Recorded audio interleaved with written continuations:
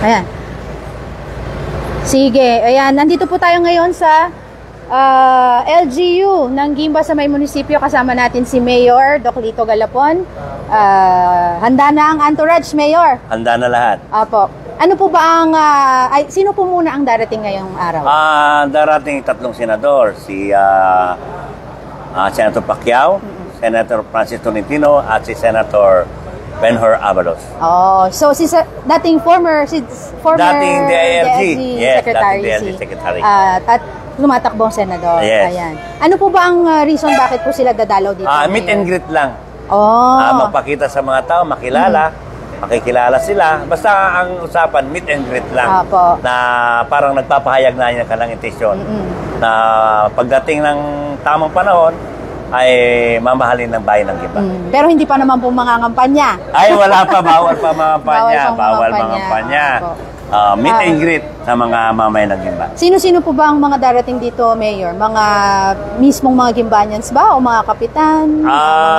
Depende. Yung maraming mga kapitan, basta barangay officials, yung ating mga leaders, yung grupo natin sa Team Galapon Santa Ana, at maraming iba. Alam ko naman, yung taong bayan, pagka may mga bisita, pupunta sila para salubungin ang ating mga senador na darating na sina Benhur Abalos, Senator Francis Tolentino, at Senator Manny Pacquiao. Sige. Kung kayo po ang tatanungin, ano po ba ang agenda? Kung mag-uusap-usap po kayo, anong gusto nyong ihayag na agenda sa kanila or hanaping platform nila para makatulong sa inyo?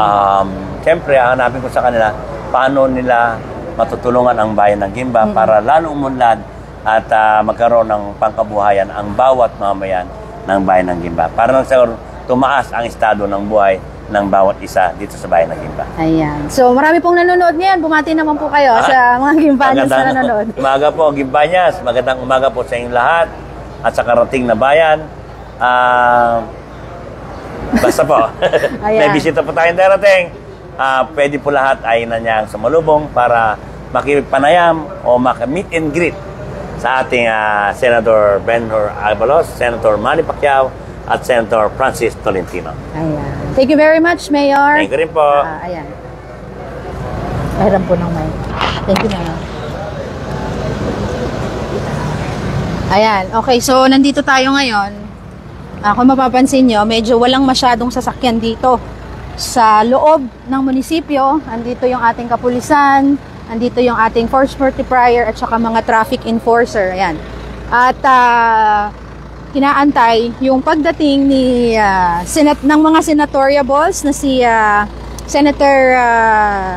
former Senator Manny Pacquiao, ang ating People's Champ, si dating DILG Secretary Benhur Abalos, at of course ang ating kasalukuyang senador ngayon na si Senator Francis Tolentino. Ayan. So, mamaya antabayanan ninyo, magla-live tayo ulit yung actual na pagdating nila. At ngayon, hinahanda syempre yung security at si Mayor mismo ang isa sa mga sasalubong dito. Ayan. So, kung meron po kayong mga questions mamaya dun sa ating live para sa ating mga mayor, ay sa ating mga senatoriables na darating, pwede po kayong mag-comment, pwede po kayong mag-message sa ating Facebook page, sa radyo natin Guimba. At kung magkakaroon tayo ng pagkakataon, ay i-interviewin natin yung 3 senatoriables na darating dito sa bayan ng Guimba. Ayan. So, according to Mayor, meet and greet lang muna. At doon sa taas ay aakyat din sa opisina ni Mayor yung 3 senatoriables upang makapag-usap-usap. Ayan. So, bye-bye muna.